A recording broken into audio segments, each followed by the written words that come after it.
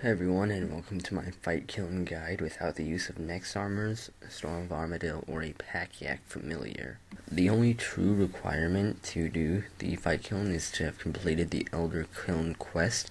However, 90 plus combat stats are basically a necessity as well as Ganodermic and Polypore staff. And the rest you really don't need, but it's highly recommended. And if I had to choose one out of all of them to have, definitely 92 plus herb lore. It is very hard to do without overloads. I've only seen a few people do it without overloads, and you'd have to be very skilled to do it. And now for the equipment. You may think the setup looks very weird, and it is weird. However, you're going to be tri-breeding the entire cave, so you gotta make it versatile for all combat styles. Although there are switches in the inventory, make sure you have a Ganodermic top, just because it's so universal. It's a very good tool to have, and it works for almost everything. As always, feel free to swap out anything you don't have with things you do have, or anything you do have with things that I don't have, like a Bandos Tacets instead of Varrock's Skirt. And also, if you're using a Chaotic Kite Shield, make sure you take it off every time you start maging, because it has a massive negative 15 magic attack bonus. Here's my inventory and familiar inventory. Basically just copy this, and also note that I have 2 empty spaces. Make sure you have at least 1 empty space to pick up the invulnerability crystal that spawns at the very beginning of the cave. But I made this mistake.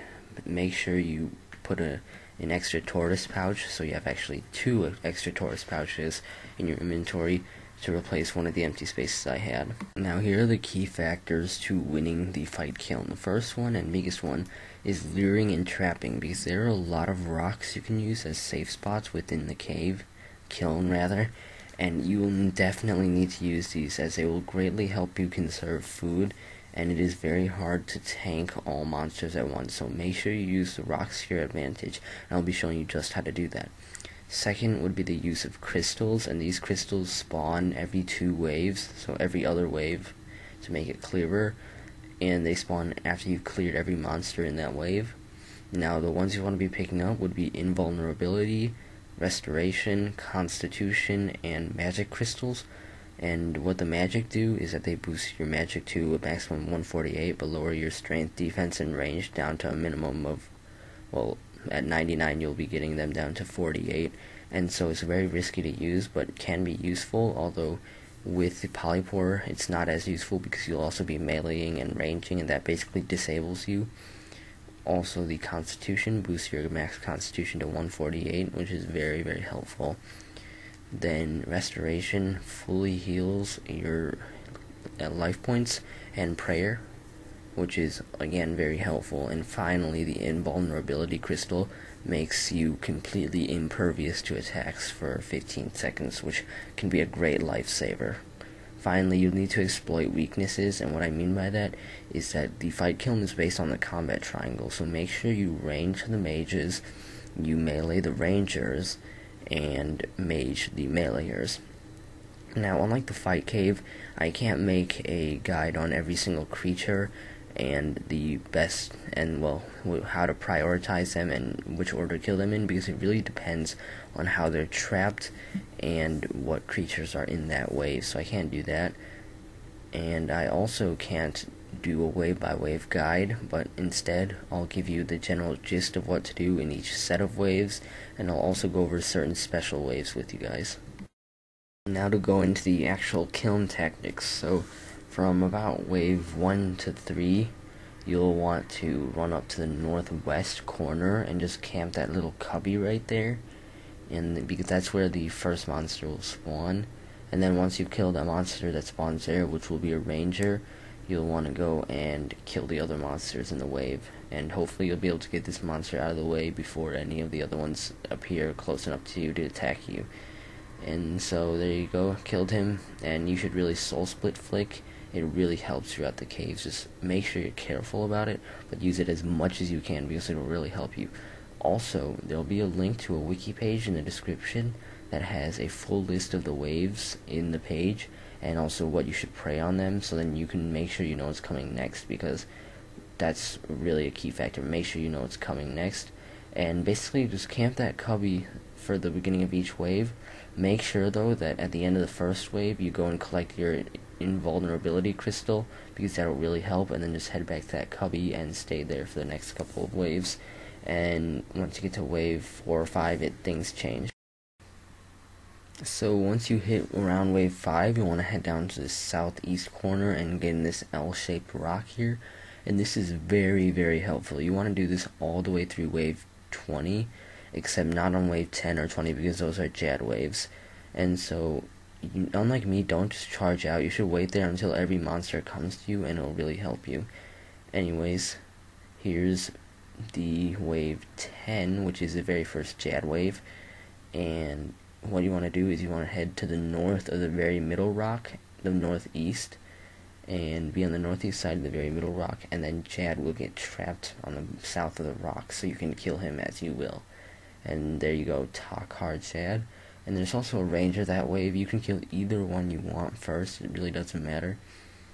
And you should be familiar with taking on Jad, so I'm not really going to explain it to you because you've killed Jad before if you've come here. And for melee Jad, you can range or mage if you want. But yeah, that's all there is to it. Make sure you stand to the north of the rock. Now this is the same thing that applies for waves 20 and 30, and yeah, you just saw me get hit a 700 because I was failing at switching.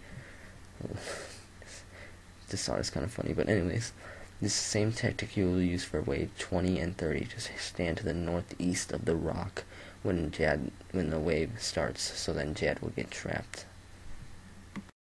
So all the way through wave 20, you should have been at the L-shaped rock in the southeast.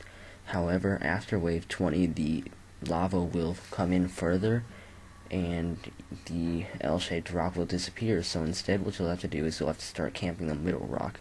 And what I do is I just stand in the northeast of the middle rock for every single spawn from 21 to about 33, except for wave 30, which is another Jad wave. And even there, you should be in the northeast of the rock. But anyways, just here for a little tip for all the Tokhaar-Hers. Just once they all get around the middle, you can just run up here to the northeast and take on one at a time. Although it doesn't really matter because they don't do much damage anyways. But if that really concerns you, just do that trick. Now just another quick example, and notice that I moved to the east side of the rock here just because sometimes you'll have to do that if you want the meleeers to get trapped on the rock, like the one on the west right there. And honestly, on these types of waves it doesn't really matter, but make sure you just keep trying to lure as best as you can. The meleeers won't really hurt you, so that won't be a problem, and the rangers and the majors will get you afar, so you really don't have to worry about this. But just a note that sometimes you can manipulate spawns like that. Now I'll explain what to do in wave 28, which is a very tricky wave because it has 8 Tokhaar-Kal dills, which can do a massive amount of damage. Now what you want to do is you want to start on the south side of the middle rock. Then once you see all of them spawn, just run south to the very edge, then run back north so that you're north of the middle rock, and you'll have them all trapped. Now the KASOY, which is a major, won't be trapped because you're in a sticky situation, because either way you go on the rock, one of them, either the dill or the Zek, will be able to attack you. So what you want to do is you have to walk the Zek one space, and if you don't know what walking is, it's really simple. Just walk one space under it and it'll move one space west so that it won't be able to melee you when you're on the west side of the rock. And then you can just range it in safety and then finish off all the dills, and hopefully you'll be able to do that one by one. Just really quickly, wave 34 is a little different than other Jad waves because he spawns in the southeast instead of southwest, so you need to stand on the northwest side of the middle rock, but nothing too big. Just make sure you're always careful. Wave 35 also has a little different Jad spawn. He actually spawns on the northeastern side, which is completely opposite, so you need to be on the southwestern side of the middle rock. Note that he will be able to get an attack on you, and since you need to be playing mage because of the KASOY in the corner, I really recommend that you use an invulnerability crystal because you could take heavy damage on this wave. So you should probably take an invulnerability crystal, and then once he gets to the east side of the rock, just walk to the west side, and then when you're ready, engage him by walking north and then running east to him. And that may sound confusing, but you just saw me do it, so replay it if you have to. And then the rest is just killing him as normal, and then killing the rest of the guys in the room.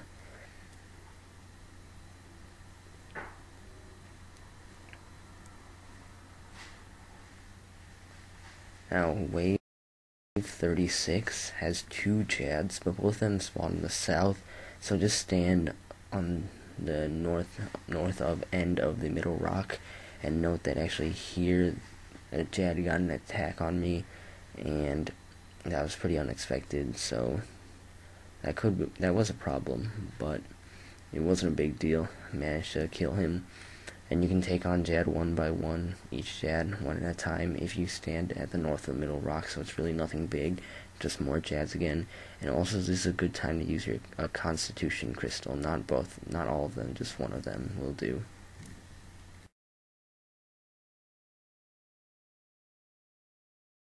And finally, the final boss, Tokhaar-Kal. Now, as you've probably heard already, this is a tank test. However, many people say this is easy. It's really not that easy. And what you want to do is you want to put on your Ganodermic set and pray ranged, protect from ranged. And then you want to, there are 2 types of tentacles. There are the mage and the ranged ones. You want to melee the ranged tentacles and range the mage tentacles. And then eventually Tokhaar-Kal's head will appear in the center of either the east, west, or south wall part thing. Not really a wall, but you know what I mean. It will never appear on the north side, so you don't have to worry about that. And as you can see, I was taking some really heavy damage. There are some close calls, so I recommend that you save all your restoration, invulnerability, and constitution crystals until now, except for wave 35 and 36, where I recommended that you use 1 invulnerability and 1 constitution. And also, here's a little trick with the invulnerability. If you're on around 501 life points and you really need to overload, but you're scared of getting KO'd, use an invulnerability crystal and then overload. It won't stop the overload damage, but it'll stop you from being KO'd. Now, every time Tokhaar-Kal's head pops up, just mage the heck out of it. Mage it as much as you can. Make sure your chaotic kite shield is off. And once it submerges, go back to killing the tentacles. Now, I had some very close calls here, as I said before, and just try to be careful, because a lot of people exaggerated how easy it supposedly was, but it really wasn't amazingly easy. And otherwise, that's basically all the tips I can give you. Try to soul split if you can, but it can be very risky. And also try to avoid getting into melee distance as much as you can, and try to stick to the areas of the room where there are less tentacles, because that will really reduce the damage you take.